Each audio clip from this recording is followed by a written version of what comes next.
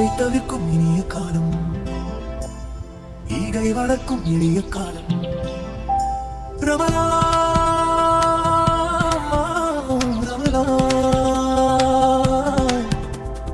இறைவனின் பேரில் வசித்த வயிறுகள் இறைவனை ஏற்கும் புனித மாதம் ரமலான். தீய எண்ணங்கள் அழிந்து போக தூய உள்ளங்கள் மலரும் தருணம். பதம் முழுதும் பசி,